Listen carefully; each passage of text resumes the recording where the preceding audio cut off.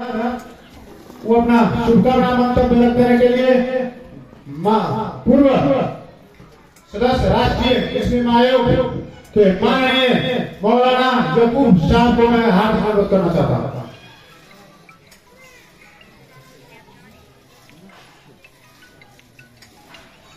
अस्सलामु अलैकुम। इस प्रोग्राम के सदर आला अल्लामा मौलाना डॉक्टर मुबश्शिर हसन मिसबाही साहब और खुसूसी मेहमान की हैसियत से आए हुए साबिक खाने पाने मंत्री अब्दुल खान जी, पूर्व गृहराज मंत्री अंसारी जी और संसद खातून साहबा बैठी हुई है।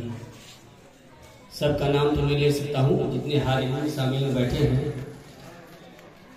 सबको मेरी तरफ से मुबारकबाद है और मुस्लिम बोर्ड के जो लोग निम्बरान हैं सबको हमारे तरफ से तहे दिल से मुबारकबाद में पेश करता हूँ।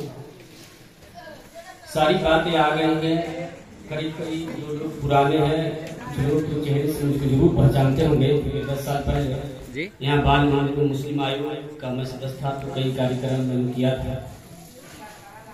देखिए, हमारी कौम जो पीछे पड़ी हुई है उसकी सबसे बड़ी बात अभी हमारे मुफ्ती अहमद सकाफी साहब कह चुके हैं, ये तालीम ही है। और हैदर अली रज़ी अल्लाह तआला अन्हु का कौल है कि इल्म वाले और बेइल्म वाले ऐसे ही हैं जैसे आंख वाले और किसी के पास आंख हो और किसी के पास आंख न हो, यानी अंधा हो, तो बताइए कितना फर्क है। और एक आंख वाला हो और सब अंधा हो तो उस कौम को चलाना कितना मुश्किल होगा, ये भी जानते हैं। छुपी हुई बात नहीं है। अगर 10 आदमी एक साथ जा रहे हैं, उसमें एक आंख वाला है तो 9 आदमी को ले जाना, रास्ते में सफर करवाना, एक जगह से दूसरी जगह ले जाना कितना मुश्किल काम है। एक आदमी हम उसको उंगली पकड़ के ले जा सकते हैं। बात करने को बहुत कुछ है। अब रह गई कि हमारे मुस्लिम बोर्ड के सारे अरकान यहाँ हैं, आप लोग भी हैं। हमको जैसे कि खबर मिली कि हर गांव से एक सेक्रेटरी और इमाम साहब को दावत के लिए आने, लेकिन अफसोस है कि शायद सब लोग नहीं आए होंगे। लेकिन मैं कह देना चाहता हूँ और हम और आपको गौर करने की जरूरत है। ये मदरसा जिलानिया का हमारे ख्याल से 50 साल से ज्यादा हो गया होगा। 50 साल हो गया, 70 बरस, अल्लाह। लेकिन इसकी हालत देखिए। लेकिन एक कन्वेंट, एक बोर्डिंग स्कूल खुलता है तो 10 साल में कितना तरक्की कर जाता है। वो हम और आपसे पोशीदा नहीं है। उसकी वजह क्या है? मिसाल के तौर पर मैं आपको समझाना चाहता हूँ, थोड़ा जहन को करीब कीजिए। हमारा पैसा भी खर्च होता है। आजकल हम लोग भी अपने बच्चे को पढ़ाते हैं, लेकिन स्कूल में पढ़ाते हैं। मान के चलिए मिसाल के तौर पर इस मनवा में 500 घर की आबादी है। कितने घर की? 500 घर की। हर घर से 3 बच्चे जरूर स्कूल जाते हैं और एक बच्चे पे 1000 खर्च है। तो जानते हैं महीने में कितना खर्च हुआ? 1.5 करोड़ रुपया। कितना होता है? 1.5 करोड़ रुपया। आप अंदाजा कर लीजिए, ये जमीन हमारे पास मौजूद है। आप हम स्कूल में न दे करके इसी स्कूल में, इसी मदरसे को अगर आला तालीम दें, असरी और दीनी दोनों तालीम मुहैया करें, हम ज़कात खरीदने की रकम अपने बच्चों को न खिलाएं, हम और जो गली अपने इमाम को और हम अपने उलमा को घुमाते हैं, घुमाने की जरूरत नहीं पड़ेगी। ये महीने की 1.5 करोड़ रुपया जो हम दूसरों को देते हैं और यहाँ के सदर हैं, सेक्रेटरी हैं, उनसे खास कर मैं कहता हूँ, अगर आप चाह लें तो आप आपके बच्चे या हमारे मुस्लिम बच्चे ज़कात खरीदने की रकम भी नहीं खाएंगे। और ये 1.5 करोड़ रुपया आपके इस मनवा में जो 4 मदारिस हैं उनको दे दीजिए। 50-50 लाख रुपया तो आएगा कि नहीं आएगा? 50 लाख, 3 मदारिस है तो 50 लाख रुपया महीना में आएगा। और उसी में अपनी बच्चों को भी और बच्चों को भी दुनियावी तालीम दे दीजिए और दीनी तालीम दे दीजिए, तो आपकी बेटियां बाइज्जत होकर सर पे दुपट्टा रख करके भी आला तालीम हासिल कर सकती है। आपके बच्चे डॉक्टर, इंजीनियर बन सकते हैं।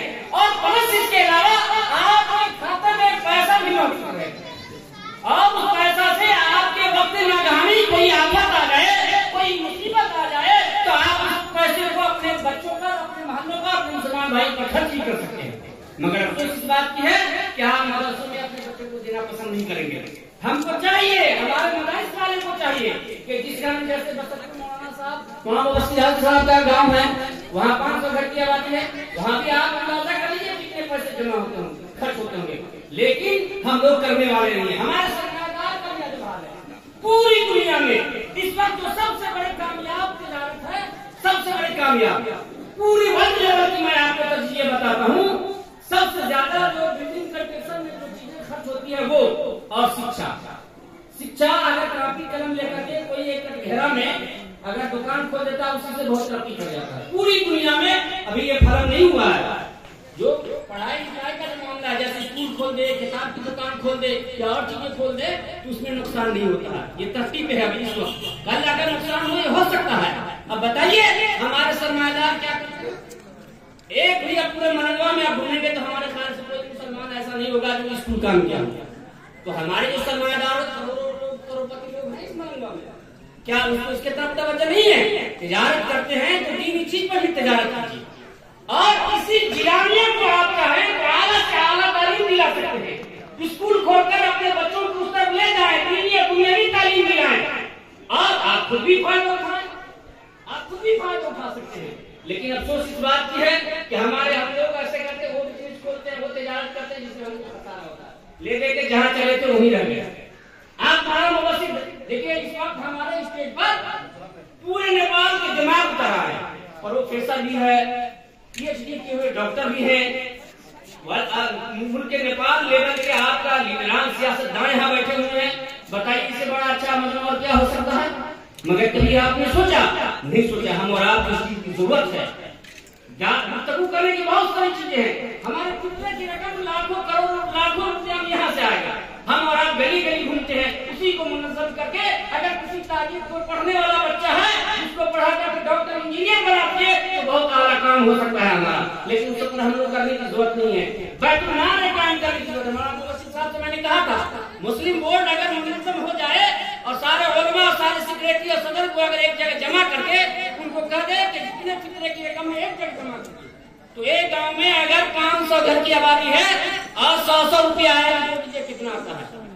गली गली घूमने की जरूरत, उसी को मुनज़्ज़म कर लीजिए तो आपकी आफत भी दूर हो सकती है, आपके बच्चे आला तालीम भी हासिल कर सकते हैं और आप बहुत आगे जा सकते हैं। डॉक्टर इंजीनियर प्रोफेसर हर चीज बना सकते हैं। आप हुकूमत से मुताल नहीं रहेंगे। आप आजकल अफसोस इस बात की है कि अगर कोई 10,000 रुपया दे देता है तो किसान की मंडी करा देता है तो हमारा पूरे जिम्मेदारी उनकी है और हमारा लीडर ही है। अरे अपना लीडर पैदा कीजिए। जब तक आपका लीडर नहीं पैदा होगा तो आप घोड़ों के नामों के नीचे दबाए जाएंगे, कुचले जाएंगे, आपका कोई नुकसान हाल नहीं होगा। इसकी जरूरत इस बात की है चाहे नंगा ही कम हो आपका बेटा, वो बेटा कहलाता है। वो अपने लोगों की क़यादत जरूरी है। जब तक आपकी अपनी क़यादत नहीं होगी तो दूसरे के पीछे पीछे चलते रहेंगे तो आपको पीछे छोड़कर वो कहाँ चले जाएंगे उसका कोई देखने वाला नहीं।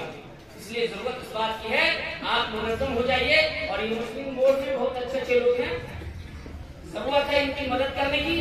जो लोग तिजारत करने वाले लोग हैं, जो पैसा जिनके पास है, मौलाना मुबस्सिर साहब को मदद कीजिए और स्कूल खोलिए। पता चला जैसा कि कुछ जमीन मुहैया हो रही है मुस्लिम बोर्ड की। हमारे क्या कहते हैं रिजवान अंसारी साहब पूर्व राज्य मंत्री मौजूद हैं।